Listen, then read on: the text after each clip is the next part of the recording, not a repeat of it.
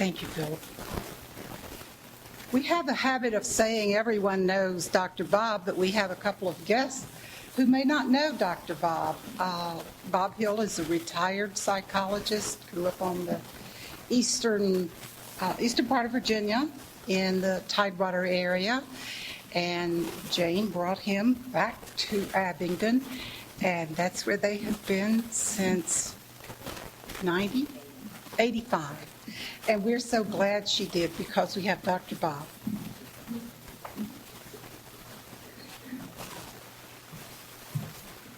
And just for the record, when she married me, she promised me she'd never bring me here.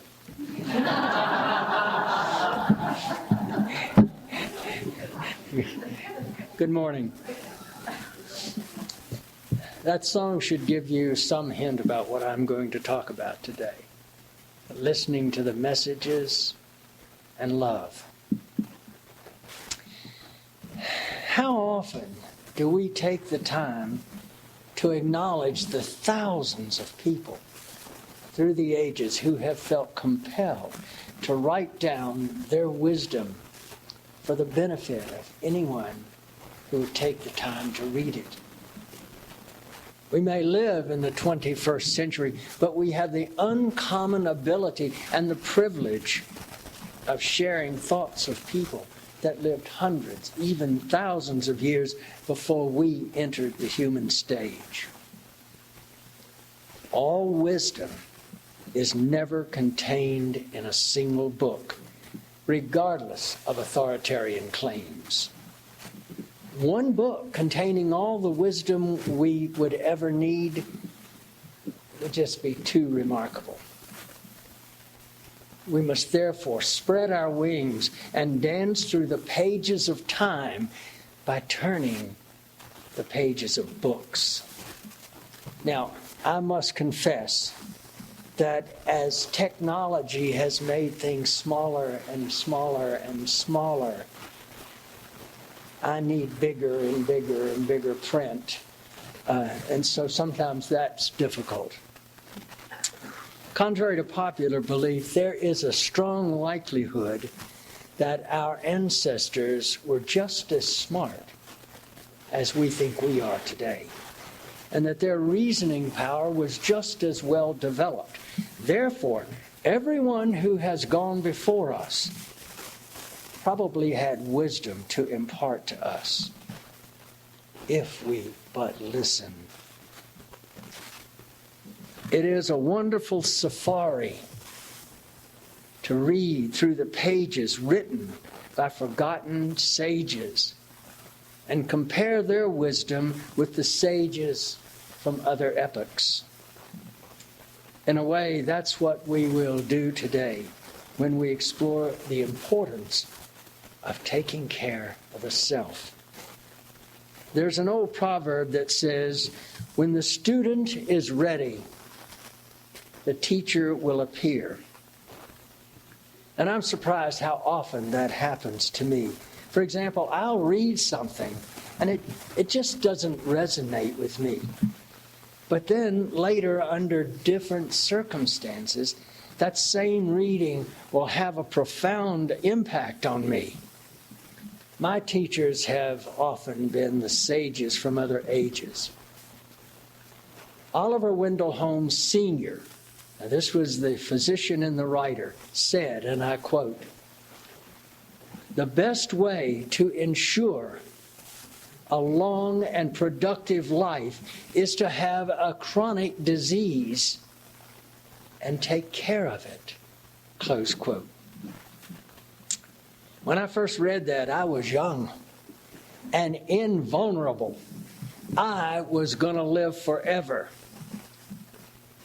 But it wasn't until I was much older and was diagnosed with a life-threatening illness that I began to understand these words.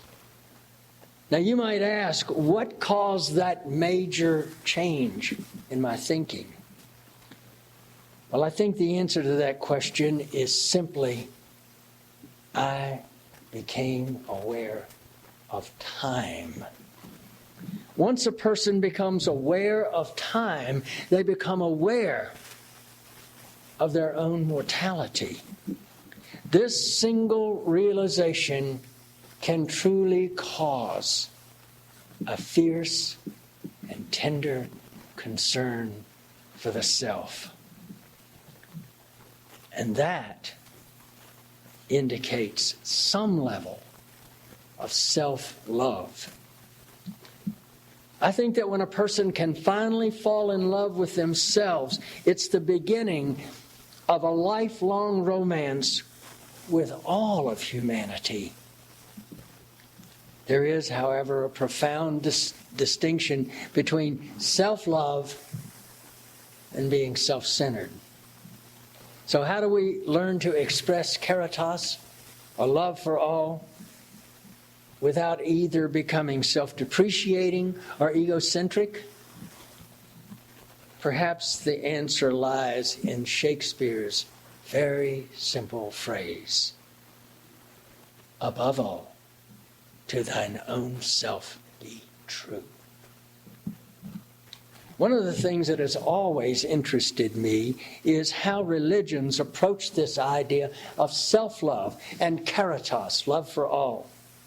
Well, there are some differences between the Occidental and the Oriental approach to religious philosophies, and I think that it is helpful to explore these differences.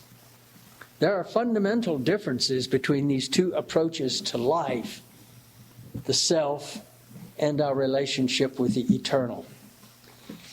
I think the first thing that struck me as a young person studying these was the fact that in the Western view of religion, we seem to be able to separate out our philosophy of life from our philosophy of religion. It's almost like we can compartmentalize things, and I can believe this, but it doesn't really affect this. The first major difference in these two philosophical approaches is that in the Eastern view, one is asked to rid themselves of the ego, whereas in Western thought, one is asked to tune and train the ego. The idea here is to be able to train the ego, to build the ego, so that when our time is through on this planet, we're able to give our ego back to God in its best possible condition. The early Western monks saw the ego as a true sense of the true self, as opposed to the idea of egocentrism. In Western thought, the things that you do are considered more important than how you feel. So the external is more important than the internal. In the East, it was just the reverse. The internal thoughts, reflections, and enlightenments are considered much more important than what you do.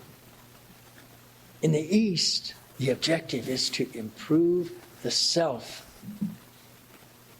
And everyone has to do that on their own. There's some interesting teachings from both perspectives that we should look at. First, from the Western view. St. John of the Cross said, and I quote, "If you were in an ecstasy as deep as St. Paul, and a sick man needed a cup of soup, it is better for you to return from the ecstasy for love's sake and bring him the cup of soup," close quote. Ignacio Loyola, the hermit priest in the 1500s, put it this way. He said, quote, "How much more in God's sight is one act of charity performed by the will than all the visions and ecstasies they receive from heaven." Now, I don't believe for 1 second in saintly miracles, but many of the saints did some beautiful writings that are well worth reading. There's a wonderful teaching story from the medieval period. It seems that there was this monk living in a European monastery.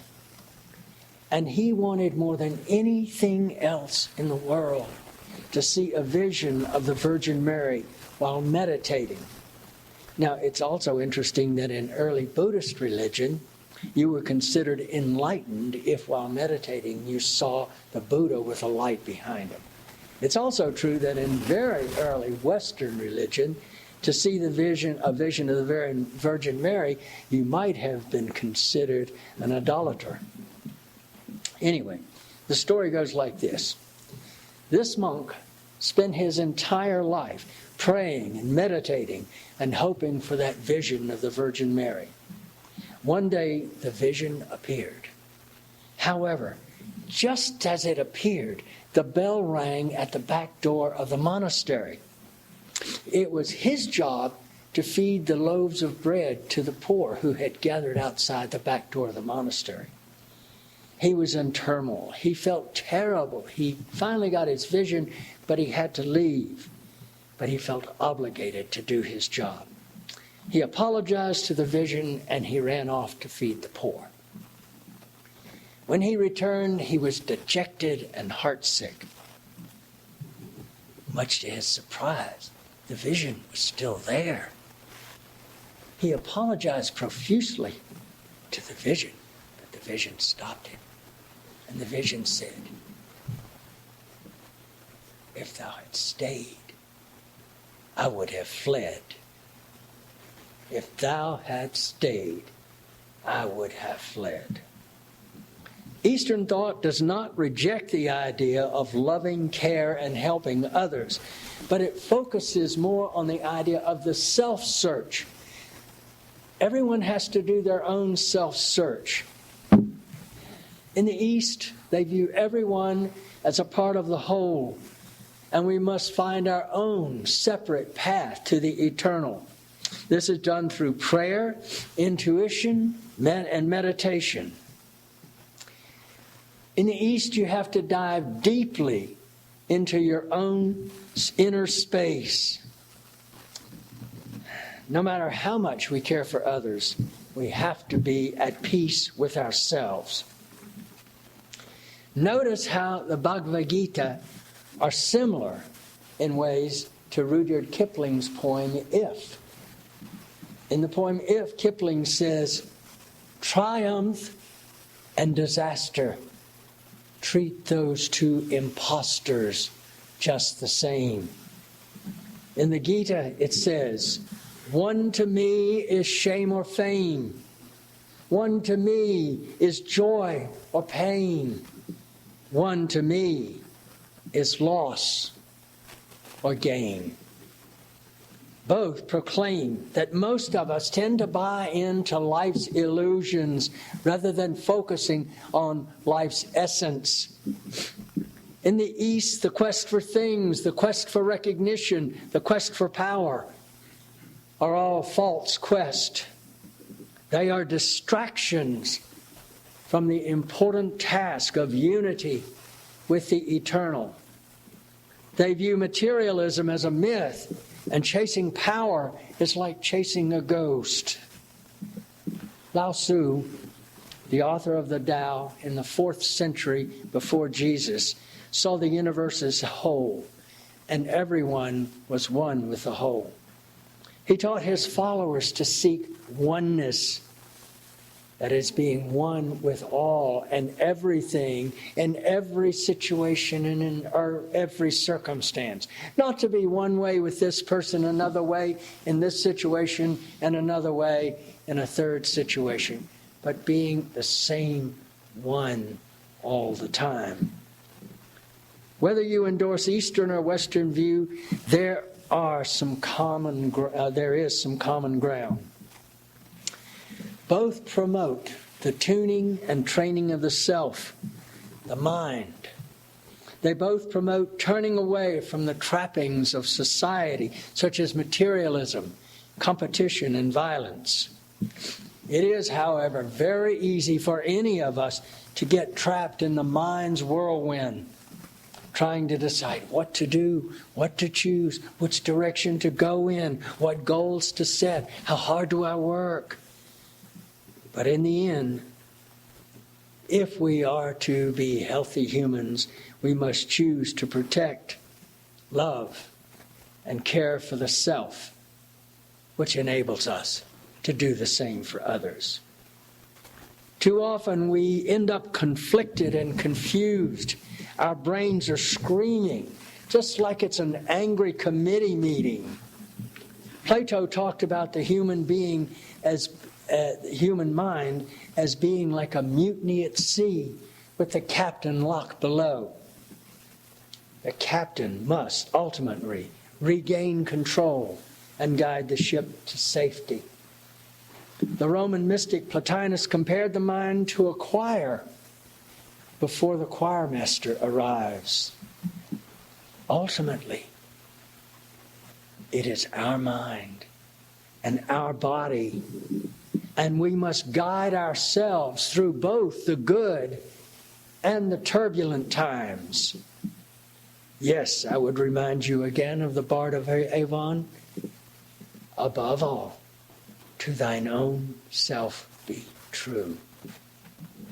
There's a great story about Rabbi Zosha. He was an 18th century Hasidic rabbi that emphasizes the importance of being true to the self. Rabbi Zosha was once asked by his congregation to take a stand on a particular political issue. Well, he thought about it and decided he couldn't because it was against his conscience. So he refused. And when he refused, his whole congregation was up in arms, and they confronted him, and they said, Rabbi Zosha, if Moses was here, Moses would do it. Zosha thought for a moment, then he said, when I stand before God, He will not say to me, Zosha, why were you not Moses?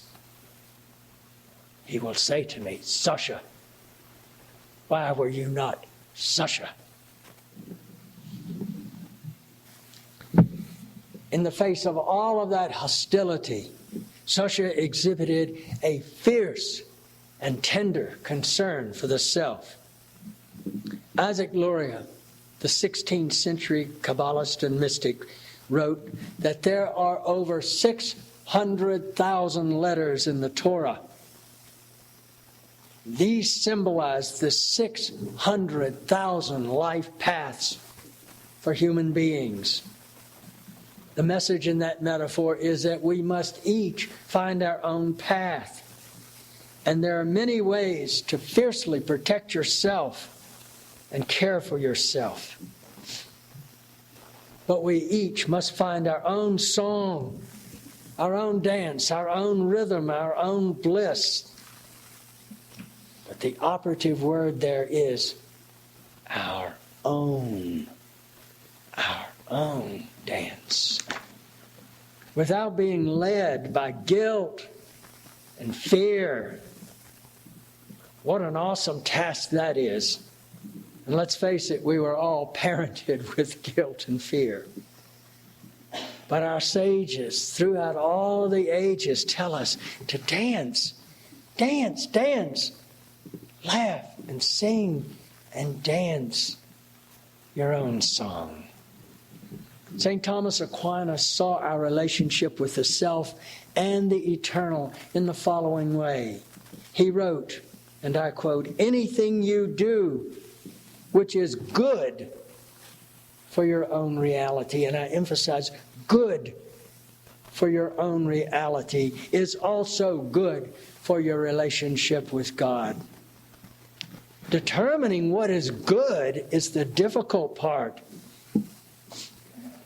But just remember, the really, truly healthy person is the person who is able to do the very difficult things that are good for them. Sometimes the good things are hard to do. I'm sure that many of you have heard this story, and for those of you who have, if you will forgive me, and for those of you who haven't, This medieval story goes like this. There was an itinerant juggler named Barnaby who decided to become a monk. During the time of King Louis of France, it was customary to present the statue of the Virgin Mary with a gift during the festival of Notre Dame. Barnaby had nothing to give but his juggling. So after juggling in front of the statue, thinking he was all alone, he was arrested and accused of blasphemy. Now keep in mind, blasphemy was a crime for which the penalty was death. As he was being taken away, the statue stepped down from her pedestal and said, "He gave me his all." Did you? Do you give yourself your all? Giving is critical to life, but we must also receive. Remember, the essence of giving is giving of yourself. Far too often we want things given to us without any work on our part. We are evolving human beings, and evolution takes work. I remember a friend of mine who was, and I'm sure still is, shall we say, financially naive.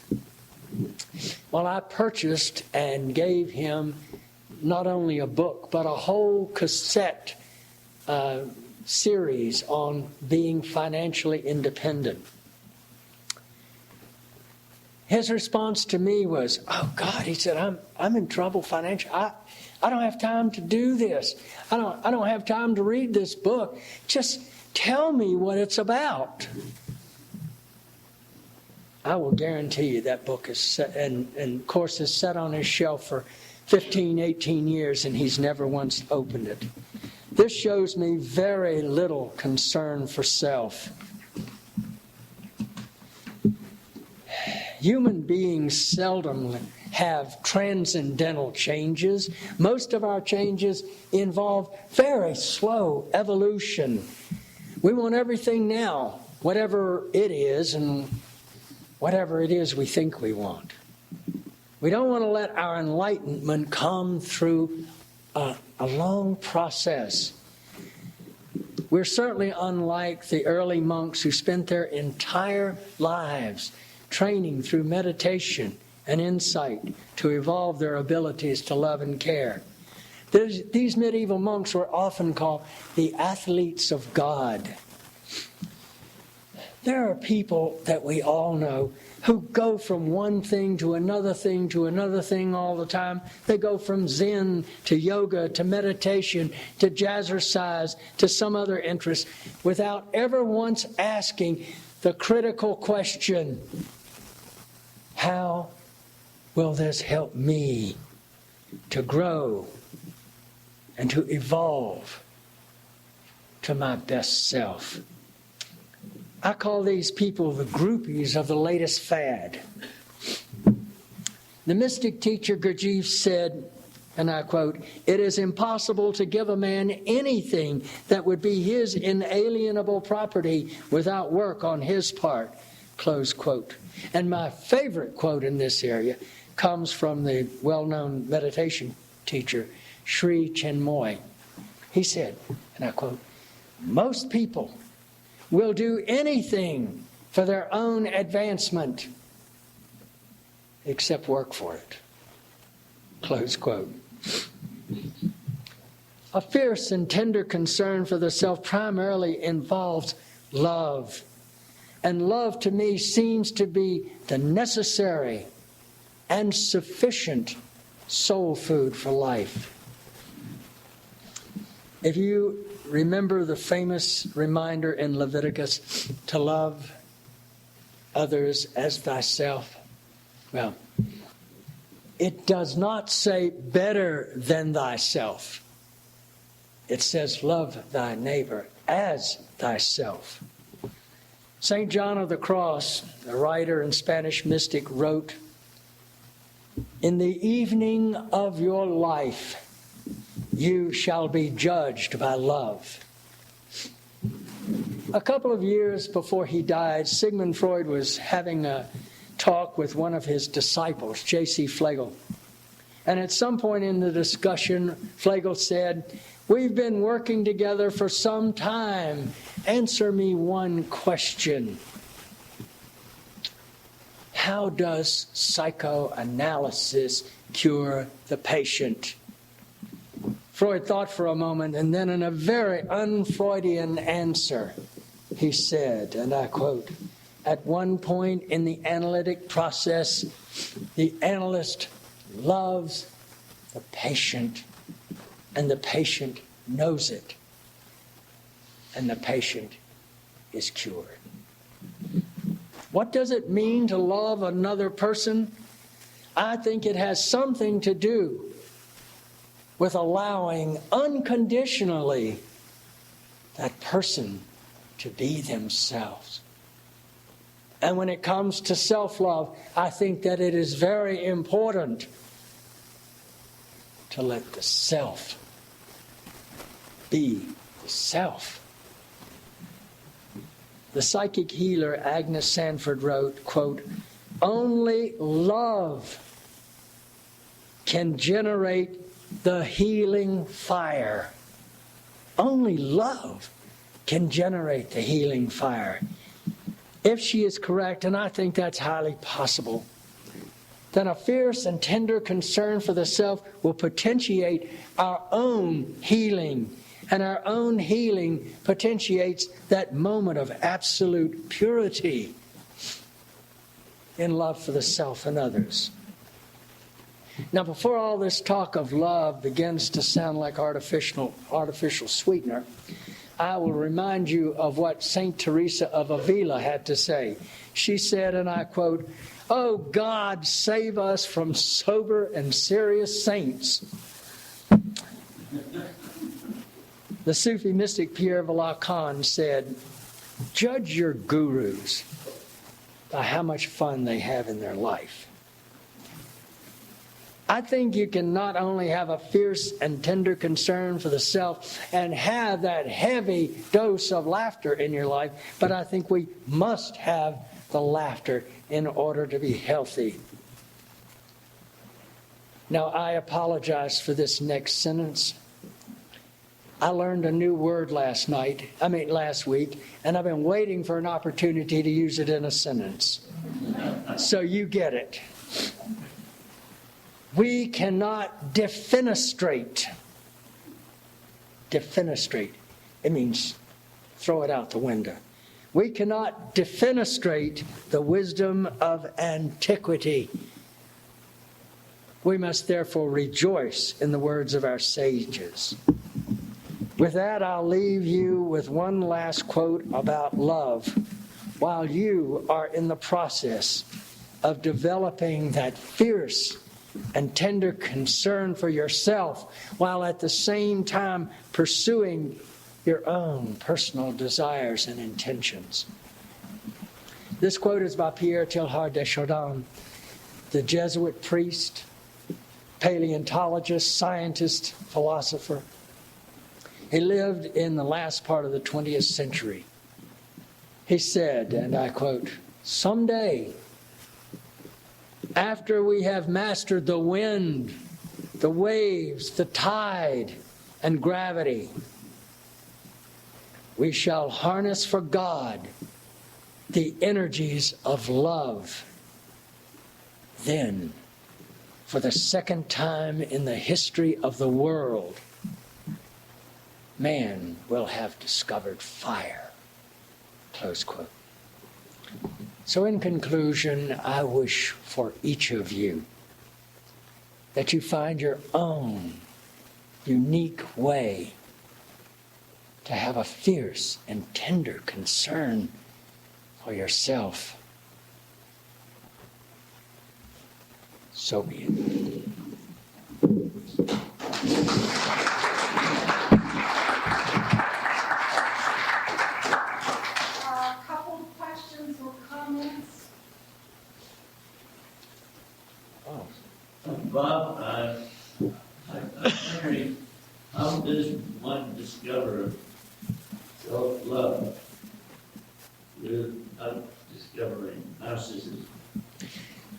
I think that involves spending time with yourself.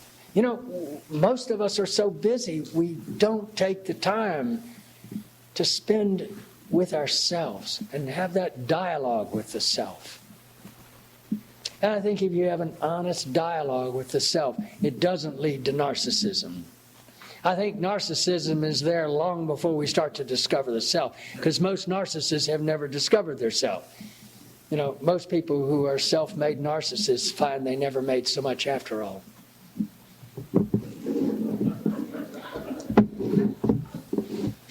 Harry? Two comments. One is, one thing that given me about the Quaker issue is George Fox saying, "What sayest thou?" And the whole statement is saying, don't worry about the gurus. Why not do yourself? It's very, very important for you. Listen to them. Learn from them. Do not trust them or believe them. Right. I like that. Well, if you find the Buddha on the road, kill him. Right. The second one is the paradox that life is full of paradoxes. It's quite possible for some of us, and for many of us, finding the self is, and loving the self, the path to it is to love others, and to go out and work for others, and then somehow in the process, not everyone, many people who are out there looking for others are totally in the good leading role, and all they're doing is doing the wrong thing. But for others, I think it's one of the paths. The last thing is, my favorite term in this context is, and it's hard to do, is I call it getting out of the way. Getting out of your own way. In other words, what you need is there, is that you're in the way. And it's not so much doing something, it's stopping doing something. Do you notice how Harry is conflicted between East and West? And we all are, you know, because we have been very influenced by the East. Harry grew up in Western tradition, but getting out of the way is an Eastern tradition. Steve. It seems to me that you're as hard-boiled as time was.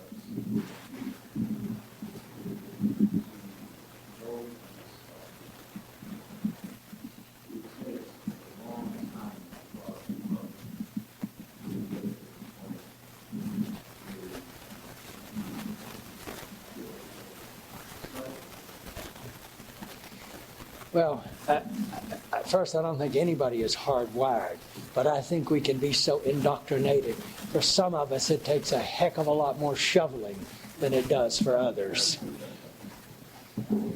Yes? Along those lines, you have no people current Catholics, and I don't know what they say nowadays, but when I grew up Catholic, before we received the communion, we always had to say, Lord, I am not worthy to receive. And you know, we say that a lot, and that I think really does have at least some pressure on it. So it's we're working on. Well, as a Unitarian, you're worth at least what we are. John? Very briefly, something I noticed is more often than not, we expect this grand, almost a parade when a change is made in your personal life.